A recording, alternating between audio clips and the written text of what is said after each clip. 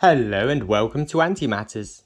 Introducing Antkeeping Episode 3 today. I'd like to cover what to some is a touchy subject, the keeping of native and non-native ants.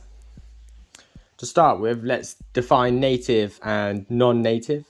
Pretty simple, your natives naturally live in your country, have a pre-existing niche to inhabit, and are well integrated into the local food webs. Good to take into account regions as well. Solenopsis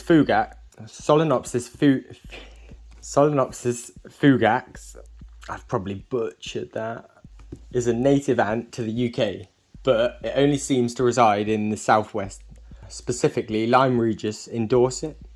It would be wise to consider this an invasive species apart from in Lyme Regis, although legally nothing enforces this. Invasive species are considered to be anything that doesn't currently live in the UK.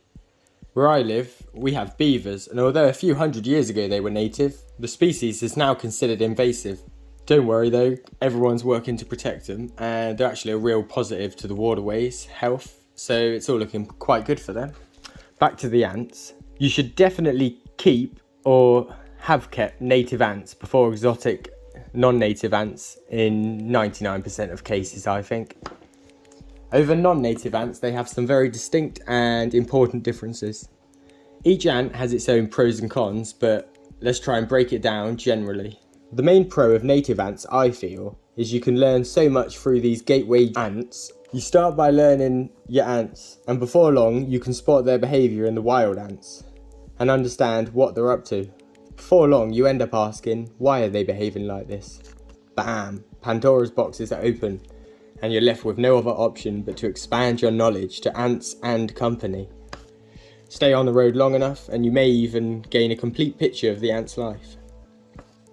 I find understanding brings great peace in nature. Some will see an ant, and others will see an ant eating a bug that only lives in a certain tree between May and July, and requires a certain set of conditions that must exist nearby. I'd say they're pretty enlightening. Another advantage of keeping natives is if they somehow crawl out the window and move into your neighbour's garden, you won't get a slap on the wrist. They'll also generally do well at room temperature if they're UK natives, as it's always freaking cold here. You can relax and catch queens of most native species as well through nuptial flights without having to leave your yard, which has got to be a great benefit in my opinion. So, on the whole, they're 100% legal, room temperature dwelling, and easy to acquire at certain times of the year. And enlightening. Now for the cons. They usually have slow growth when compared to tropical species, although with good care, natives can boom.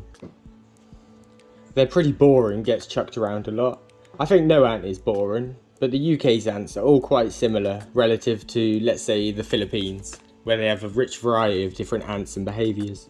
They're both fair assessments of natives, even if I disagree, though there aren't many cons for natives I find. Now let's compare the non-natives. If they escape, can you get legally punished? Yes, I'll go over that in a second. Can they enhance your knowledge? Certainly, both native and non-native species create an opportunity to learn more. Room temperature. Well, Earth's lots of temperatures, so some will thrive at 20 Celsius, others will die. You've got to do your research. Unless you have a local invasive colony, you're not just going to stumble upon them in the street as well. They do, however, come in at least 27,000 varieties, each with its own style. Some really boring, usually referring to slow growth. Some boom, others are exciting, and some inevitably are no fun at all to keep. Before we go any further, I feel it's wise to cover the law. Disclaimer, the laws and technical jargon are all stated in line with my understanding of the law, and may be incorrect as I'm not a lawyer. All legal papers stated will be linked to in the descriptions. The official UK government standpoint goes as follows. You can be fined or prosecuted if you allow any non-native animal to escape into the wild in the UK, this applies to ants.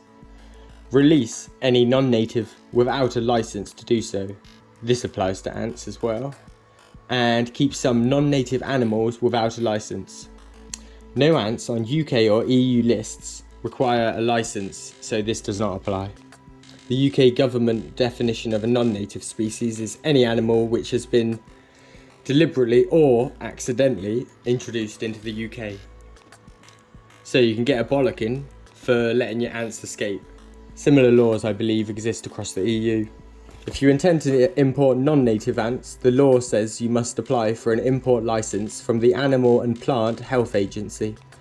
They will then decide if it needs to be quarantined. Likely not, as they will be kept in a state of permanent quarantine in an ant nest. America has a whole different system inhibiting cross-state trade. It's a lot more complicated than the UK and EU laws, and it'd take a whole nother video, but if you'd like to see it, I don't mind covering it, but just ask. With this understanding, I bring you to the greatest issue with non-native ants. Apart from being a damage to the environment, you must be willing to kill your own ants. You've raised them, you've cared for them with all your heart, and you have to be willing to kill them. It sounds really harsh, but that's how it goes.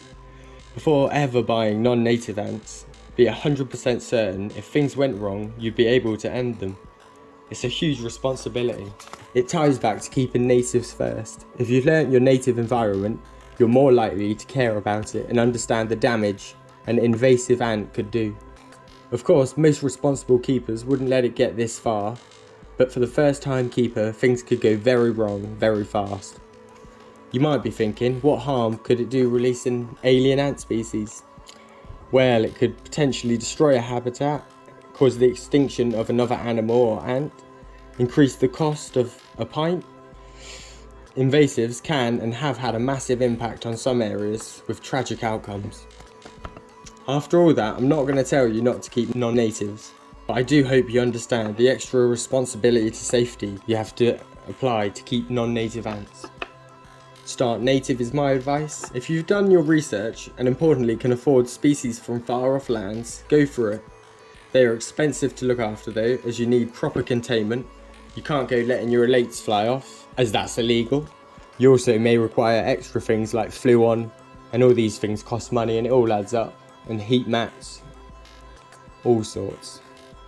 Anyway, I hope someone found something useful during this ant keeping ramble. Have a fabulous week, and I'll see you next time. If you've got any questions, just pop them below and I'll try my best to answer them. Thanks for watching.